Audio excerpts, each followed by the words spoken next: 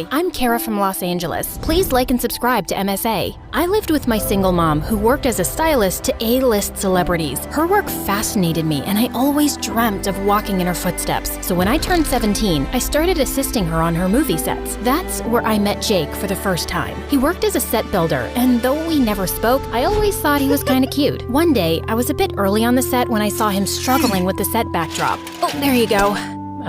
Thanks. I was sure I was gonna fall today. I'm Jake, by the way. I'm Kara. We got talking, and it turns out he was really sweet. We started hanging out a lot at the set and started dating. Soon, it was time for college, and as luck would have it, Jake and I got into a college in the same city and decided to move in together. Mom didn't take the news too well, but I was adamant, so she gave in. Things were fine for a while, but soon, our relationship started crumbling. It started with small things like Jake not paying the rent or staying out till late. He wanted me to ask Mom to invest in his business idea. I'm sure she'll have no problem pitching in to secure her daughter's future. Don't you want me to progress in life? Of course I do. Nothing would make me happier. I still wasn't sure if Mom would agree, but I had to give it a shot for Jake. So a week later, I called her up and she told me that she was in the hospital. She was feeling much better, but I had to go see her. So I rushed back home, only to find Jake and my car gone. I tried calling him, but he didn't answer, and just as I was giving up hope, he came home looking like a wreck, and my car was missing.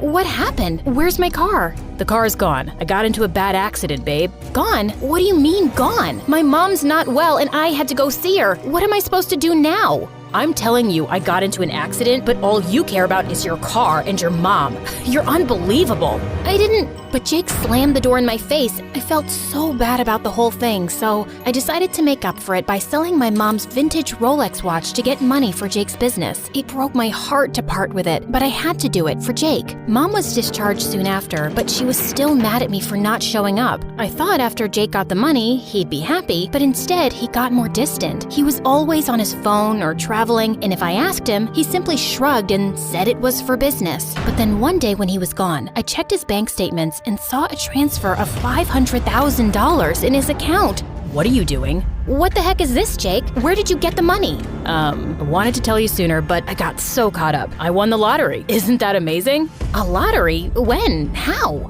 You gave me the money, I bought the tickets, I won the money, blah, blah, blah. Long story short, I'm rich now. My heart dropped to my butt. I sold my watch to get money for lottery tickets? How could you be so insensitive? You should have asked me. Oh, and why should I do that? Did I ask you to sell your junk? No, right? And will you please stop overreacting? I won, didn't I? What? You're more stupid than I thought if you think money is everything in life. I don't care. And listen, I'm tired of dating your broke butt anyway. I thought maybe your mom would help me pay my bills and I could finally live a good life. But we all know how that went. So I'm off, and here's a little cash to keep you afloat. And don't call me. Jake packed up his stuff and moved out, leaving me in total shock. I couldn't believe I could fall for someone like him. I wanted to call Mom and tell her everything, but that would only stress her out more, so I decided against it. The next few weeks were a blur. I was still trying to wrap my head around the way Jake had treated me, and I felt like a total idiot. And one day, while walking back from college, I was so lost I didn't realize I'd stepped right into heavy traffic. Before I could process it, I felt an arm pull me back onto the sidewalk.